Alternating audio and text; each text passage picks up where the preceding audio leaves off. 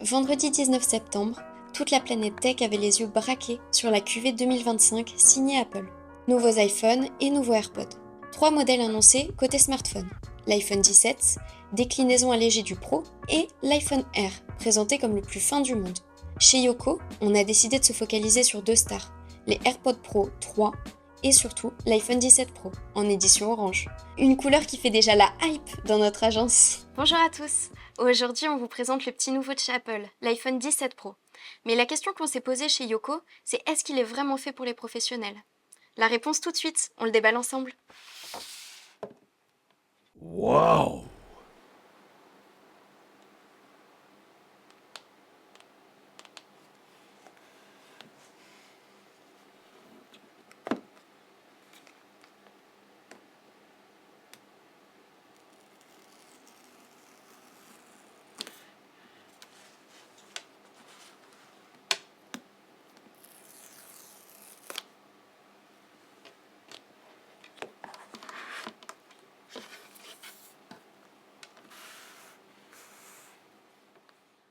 Tout premier constat sur ce nouvel iPhone, c'est qu'on a un boîtier unibody.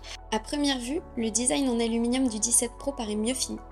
Mais la vraie différence ne se joue pas sur son bloc photo plus massif par rapport au 16 Pro.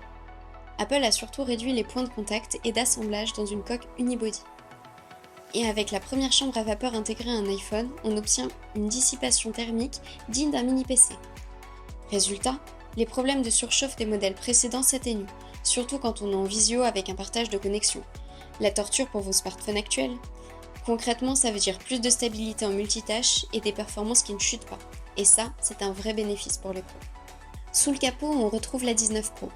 L'objectif n'est pas d'exploser les benchmarks, mais de rester fluide et constant, avec en prime un vrai gain sur l'autonomie. Là où un iPhone 12 pouvait montrer des signes de fatigue après 20 minutes de Teams avec partage d'écran et Waze en arrière-plan, le 17 Pro, lui, encaisse sans broncher. Pas de chute de régime, pas de mode sans échec. Et pour un pro en mobilité, c'est ça qui compte. Garder ses performances peu importe la situation, pas uniquement quand on est branché en filaire collé à la prise murale. Le vrai plus du 17 Pro, c'est l'endurance, jusqu'à 24 heures d'autonomie et une recharge express à 50% en 30 minutes avec l'adaptateur USB-C 20 watts. De quoi tenir une journée complète en mobilité. Et pour les plus nomades, vous pouvez ajouter un powerbank MagSafe collé derrière. Et vous êtes paré pour un trek de 48 heures en mode shooting dans les Alpes. Grande première avec le 17 Pro qui va pour la première fois jusqu'à 1 Tera de stockage. C'est donc fini le Tetris de fichiers. Vous partez en rendez-vous avec toutes vos vidéos, vos photos, vos documents lourds, sans dépendre du cloud pour les adeptes du local, ni d'un Wi-Fi capricieux. Quand on bosse en zone rurale, c'est peut-être un argument quand on peine à avoir de la 4G. Et côté résistance, le Ceramic Shield 2 est 3 fois plus résistant aux rayures, aussi bien à l'avant qu'à l'arrière. En théorie, cela signifie moins de chutes fatales et moins de temps perdu en SAV. Et lorsque des techniciens ou des commerciaux terrain en sont équipés, cette durabilité devient rapidement un véritable levier de productivité. Une fois encore, Apple conserve le combo nano SIM physique et eSIM, un vrai plus pour le monde professionnel. Basculer d'un appareil à l'autre en quelques minutes, utiliser une eSIM locale en déplacement à l'étranger, ou encore séparer ligne personnelle et ligne professionnelle sur le même terminal. C'est de la flexibilité opérationnelle et un casse-tête en moins. Parlons prix. Le 256 Go démarre à 1107 € hors taxe, soit environ 4,30 € le giga. Le 512 Go, lui, descend à 2,57 € le giga. Et le 1 Tera revient à seulement 1,49 € le giga. Plus la capacité grimpe, plus le prix au giga s'effondre. Mais cela ne veut pas dire qu'il faut systématiquement choisir le 1 Tera. Pour un usage classique, mail, CRM et quelques visios, le 256 Go reste parfaitement rationnel. Pour des besoins plus lourds, vidéo, plan 3D, travail offline, le 512 Go ou le 1 Tera deviennent vite un investissement pertinent. À chacun de décider selon ses usages. Et maintenant, je laisse la main à Lucas pour tester le nouveau bloc photo. Sur l'iPhone 17 Pro, tout le module photo a été revu à la hausse. La caméra selfie passe à 12 mégapixels avec un mode portrait et paysage sans même avoir à tourner l'écran. Le mode cadre centré vous maintient dans l'image en visio, même en mouvement. Ça, c'est sympa quand vous devez animer devant un tableau blanc, par exemple. À l'arrière, le bloc photo gagne en puissance. 3 lentilles de 48 mégapixels, chacune offre désormais un zoom optique jusqu'à x8. Côté vidéo, voire à l'usage, mais on a les mêmes specs que sur le 16 Pro, qui était déjà impressionnant. Rendu 4K à 60 images par seconde, ralenti fluide jusqu'à 240 IPS. Un niveau de qualité qui se rapproche clairement d'appareils valant plusieurs milliers d'euros.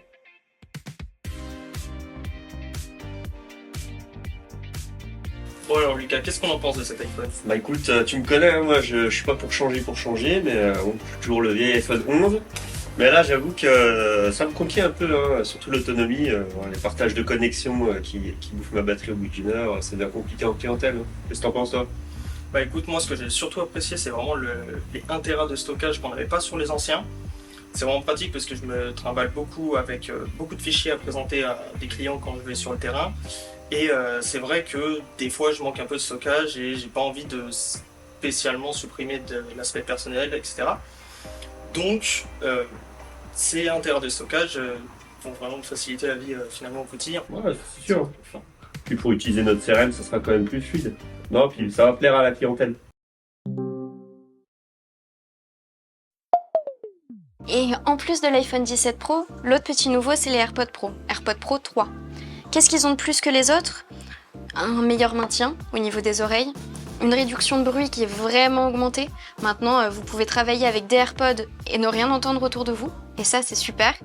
Et ils sont beaucoup plus résistants. Apple annonce que leurs nouveaux écouteurs offrent la meilleure réduction de bruit au monde pour un entrée auriculaire. Concrètement, c'est l'outil rêvé pour s'isoler en open space et rester focus sur son travail. Côté Apple, Apple promet un vrai saut en avant. Et là, c'est notre priorité de test. Sur la génération précédente, on entendait plus l'environnement que notre voix. Frustrant. Avec une suppression de bruit jusqu'à 4 fois plus efficace, un isolement de la voix retravaillé, on a hâte de tenter les premiers appels dans la rue, tout en faisant croire qu'on est encore au bureau. Le reste des nouveautés vise plutôt le quotidien. Une autonomie d'une journée complète avec le dock, une meilleure résistance à la poussière et à la transpiration, et même la détection de la fréquence cardiaque. Pratique quand on sort d'une négociation client tendue et qu'on veut vérifier si l'adrénaline est encore au plafond.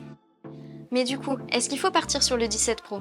Donc en gros, si on résume, le 17 Pro, il est top pour les professionnels qui ont besoin de stockage, de batterie, de mobilité, qui sont sur la route. Pour ceux qui sont adeptes de la visio, du streaming vidéo, qui ont des gros besoins en termes de batterie, le 17 Pro, il est confortable, c'est certain. Par contre, pour un usage plus classique, le 17 suffit largement. Mais vous voulez savoir la bonne nouvelle? Chez Yoko, les deux sont dispo.